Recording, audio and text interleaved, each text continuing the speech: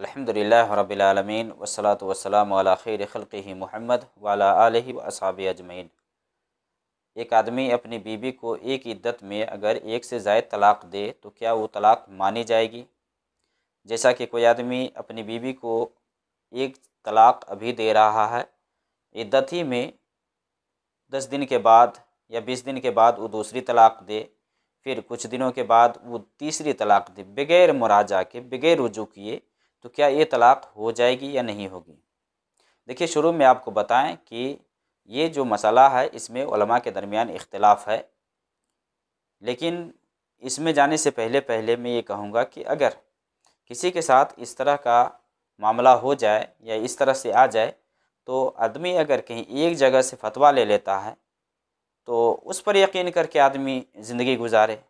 मान लें कि एक जगह से कहीं से फतवा उसने तलब किया है और उसने फतवा दिया है कि तलाक़ हो गई, तो अगर यकीन है तो उस पर वो अपनी ज़िंदगी गुजारे और फिर अलग हो जाए। और कहीं दूसरी जगह से उसने फतवा लिया है और जहाँ से ये आया है कि नहीं तलाक़ नहीं हुई है, तो फिर वो अपना देखे जो मुनासिब है उसके हिसाब से, जिसकी बात कवी मालूम होती है, मजबूत मालूम होती है, उसके हिसाब से वो ले ले और फिर अपनी ज़िंदगी गुजारे। हाँ, ऐसा ना करे कि इधर से भी फतवा ले, इधर से भी फतवा ले, और बाद में क्या होता है कि जो बीच वाला होता है ना, वो तज़ब्ज़ुब में पड़ जाता है कि आखिर क्या करूँ, इधर से तो ये बात आ रही है, इधर से ये बात आ रही है, तो फिर मुश्किल में पड़ जाता है। इसलिए कहीं से अगर एक जगह से आदमी फतवा ले तो उसके हिसाब से वो अपना जीना शुरू करे। तो तलाक़ का जो मामला है ये आदमी को सोच लेना चाहिए। शौहर अगर बीवी को तलाक़ दे रहा है तो बहुत सोच समझ करके कि इसका असर कहीं गलत ना आ जाए। जैसे कि बाज़ लोग अपनी बीवी को एक ही मजलिस में 3 तलाक़ दे देते हैं और फिर बाद में अफसोस करते कि हमारे पास बच्चे, अब क्या करें। तो मौलवी के पास जब जाते हैं तो मौलवी कहते हैं कि हलाला करवाओ, अब हलाला करवाओ, जो कि इस्लाम में हराम है, ये जायज़े नहीं है। तो हलाला करने के लिए एक रात के लिए दे देते हैं मौलवी को, कोई और ले लेता है, एक रात के लिए निकाह कर लेता है, जो कि ये हराम है। क्योंकि इसमें नियत ही पहले से ये होती है कि कुछ देर रखने के बाद, एक रात रखने के बाद उसको छोड़ देना है, पहले के लिए हलाल करना है, हलाला है।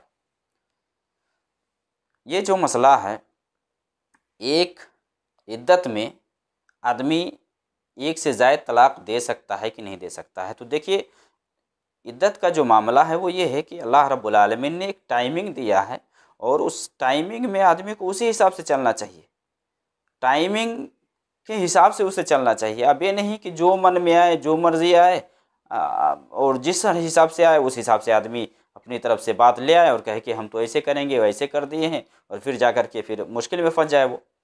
तो इद्दत एक टाइमिंग है। इद्दत से मुराद ये है कि हर औरत के लिए एक अलग अलग इद्दत है। जैसे एक औरत जैसे हैज़ आ रहा है तो उसकी इद्दत 3 हैज़ है, या जिसको हैज़ नहीं आ रहा है या हैज़ आना बंद हो गया है उसकी इद्दत 3 महीने है। जिसके पेट में बच्चा है तो उसकी इद्दत बच्चा जनने तक है, ये टाइम है।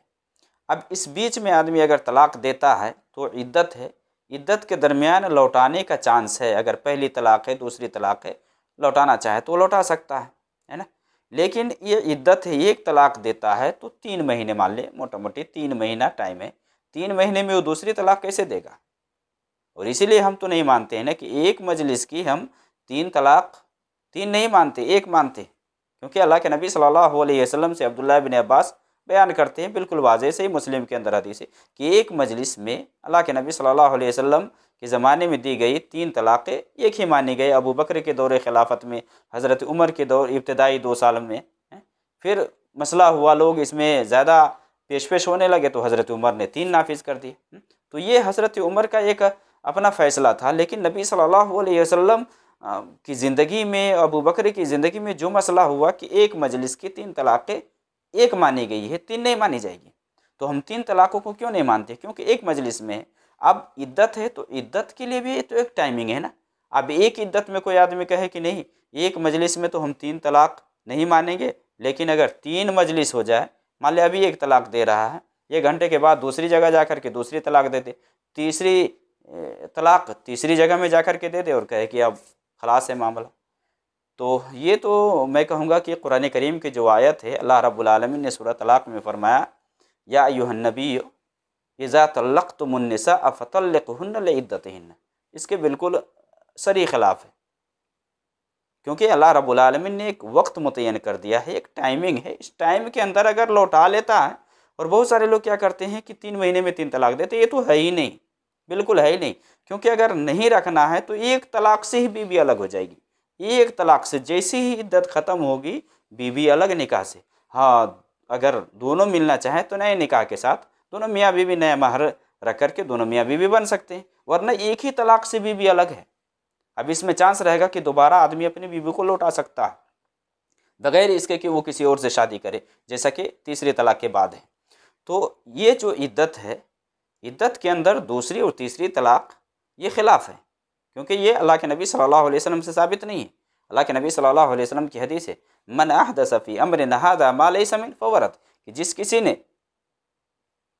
इस दीन में कोई ऐसी बात लाया जो कि इस दीन से नहीं है तो मरदूद है, कोई भी है।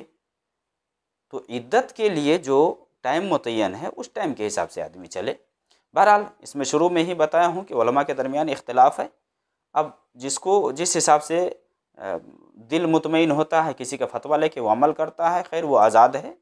जहाँ जिसकी बात जिसको दिल में फिट कर जाए और जिसके अंदर कवी दलील हो, वो अगर अपनी बुनियाद पे बयान करता है और फतवा देता है तो वो उसका ज़िम्मेदार है। मैं ले चलता हूँ कि एक इद्दत में दी गई एक से ज़ायद तलाक बगैर रुजू किए वाक़ होती है या नहीं होती है, उसी तरफ कुछ उलमा की तरफ मैं ले चलता हूँ। सबसे पहले चलता हूँ, ये शेख है मुस्तफ़ा शेख है, इनसे पूछा गया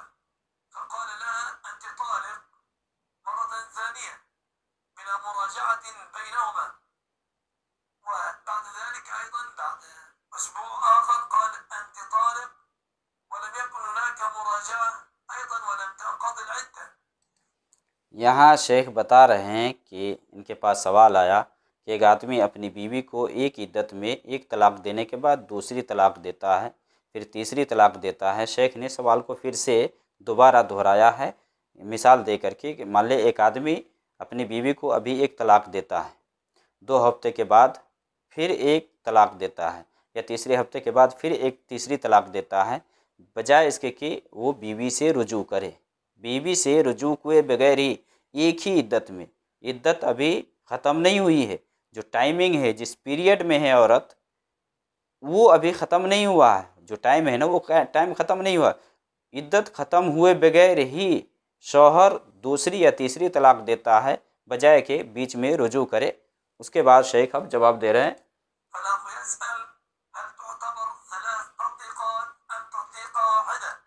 पूछ रहे हैं कि ये तीनों तलाक़ वाक़े होंगे या एक तलाक़ वाक़े होगी।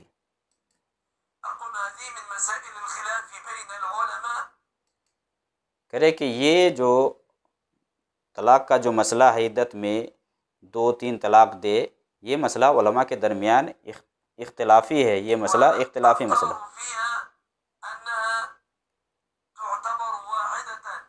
शेख कह रहे हैं कि मैं जो इख्तियार करता हूँ, मेरी जो राय है वो ये है कि ये एक मानी जाएगी। अगर एक इद्दत में बगैर रुजू किए आदमी दूसरी और तीसरी तलाक देता है तो वो एक तलाक मानी जाएगी, 3 नहीं। शेख की जो राय है, जबकि बीच में रुजू न हो, शौहर बीवी को रुजू नहीं किया हो, या बीवी को ये नहीं कहा हो कि तू मेरी बीवी है, या हम बिस्तरी नहीं किया हो, तो गोया कि मुराजा नहीं हुआ है, तो ऐसी सूरत में एक ही तलाक मानी जाएगी।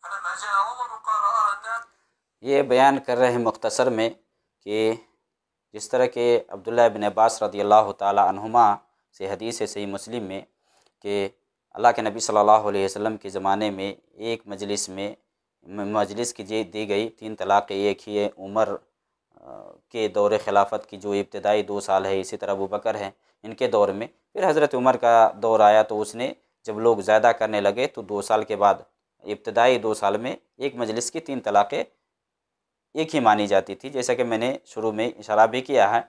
उसके बाद ये शेख कह रहे हैं कि एक मजलिस में क्या नाम है, एक इद्दत में अगर कोई दूसरी और तीसरी तलाक देता है, मुराजा नहीं करता है, तो वो एक ही तलाक मानी जाएगी। चलते आगे एक और शेख है, शेख खालिद मुस्लिह, इनसे भी सवाल पूछा गया।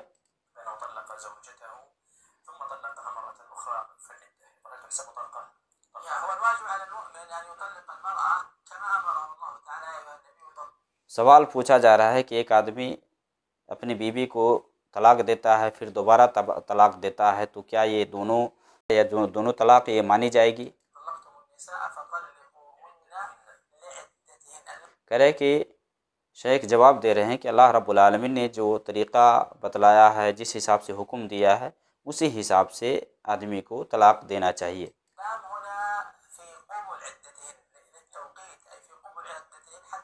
यानी अल्लाह ने फरमाया इज़ा तल्लक़्तुमुन्निसा फ़तल्लिक़ुहुन्ना लिइद्दतिहिन्ना, इद्दत में इद्दत के हिसाब से आदमी अपनी बीवी को तलाक दे।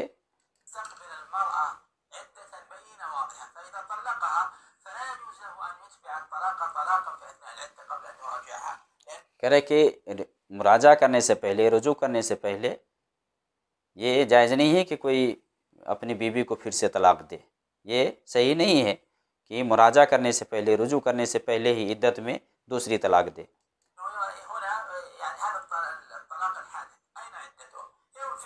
कह रहे कि इद्दत कहाँ है इसकी? मान ले कि अभी एक औरत को शौहर ने तलाक दिया है, अभी वो इद्दत में है, उसकी इद्दत 3 महीने है ना, या 3 हैज है, या बच्चा जन्ने तक है ना। अब दूसरी तलाक, अभी वो इद्दत में है, तो फिर दूसरी तलाक दे देता है, तो फिर ये इद्दत कहाँ जाएगी? वो कौन सी इद्दत गुजारेगी? पहले जो तलाक दी गई उसकी इद्दत गुजारेगी, या दूसरी मरतबा जो तलाक दी गई उसकी इद्दत है ना, इसके लिए टाइमिंग है।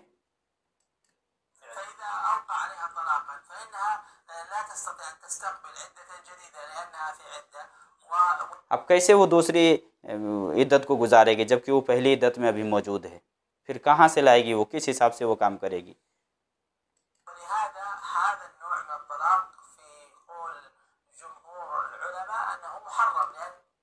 ये जो तलाक़ का जो ये तरीक़ा है कि औरत इद्दत में है फिर दूसरी तलाक़ दे दे, तो जमहूर उलमा के यहाँ ये हराम है,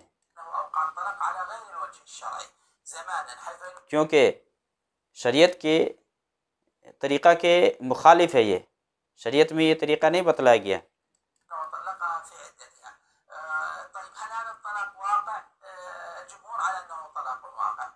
आप कह रहे हैं कि क्या ये तलाक़ वाक़े हो जाएगी, मानी जाएगी? तो कह रहे हैं कि जमहूर उलमा की राय है कि ये तलाक़ वाक़े हो जाएगी, क्योंकि जमहूर उलमा के यहाँ तो बहुत सारी चीज़ें हैं जो वाक़े हो जाती हैं। यानी जो तलाक़ हैज़ में दे वो भी तलाक़ वाक़े हो जाती है, जिस तोहर में हम बिस्तरी किया है उसमें भी तलाक़ दे तो तलाक़ वाक़े हो जाती है। जमहूर उलमा के यहाँ कि एक मजलिस में अगर 3 तलाक़ दे तो तीनों मान ली जाती है। तो ये तो जमहूर उलमा के यहाँ है।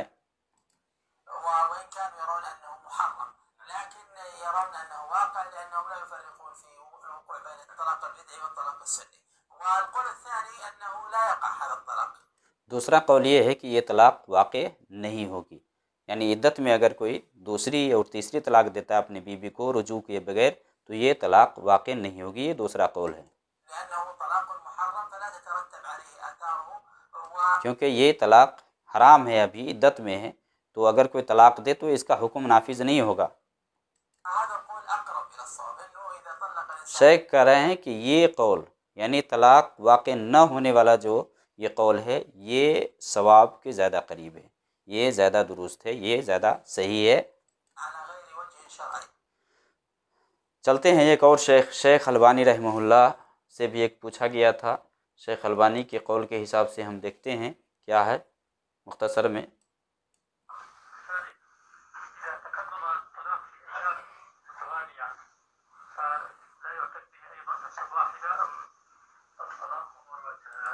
कह रहे हैं कि सवाल पूछा जा रहा है कि अगर तलाक बराबर कहे 2 या 3 तलाक दे दे, है ना, तो क्या एक ये तलाक मानी जाएगी, ये जो 2 तलाक मानी जाएगी?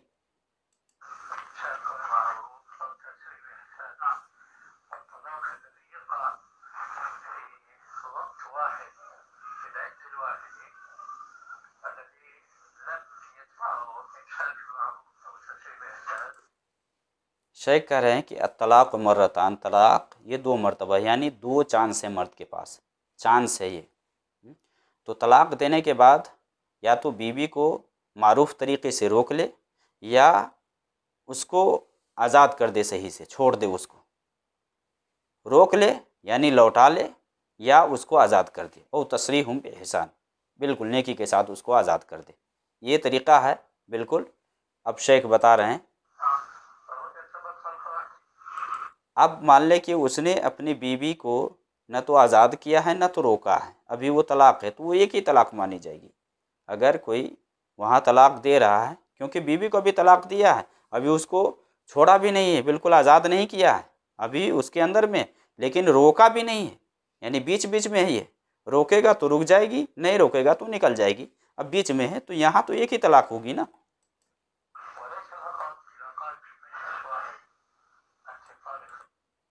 करे कि एक मजलिस में अगर कोई अपनी बीवी को कहता है कि 3 मरतबा तलाक, तो ये एक ही तलाक वाक़ई होगी।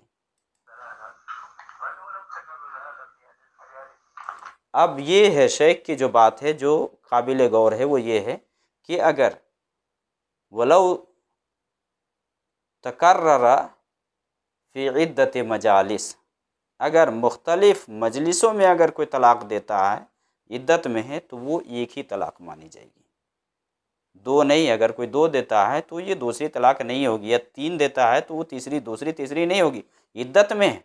क्योंकि अभी उसने अपनी बीवी को तलाक दी है, और तलाक देने के बाद न तो उसको आज़ाद किया है न तो अभी लौटाया है, बीच में अभी, तो बीच में यहाँ तलाक होगी ही नहीं, क्योंकि अभी वो इद्दत में है।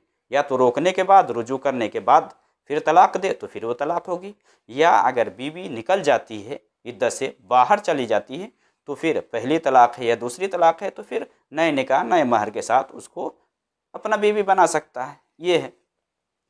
ये तो 3 शेख अलबानी के भी फतवा के हिसाब से कि एक मजलिस, ये क्या नाम है, इद्दत में अगर कोई दोबारा बगैर रुजू के तलाक दे तो वो तलाक वाक़ई नहीं होगी।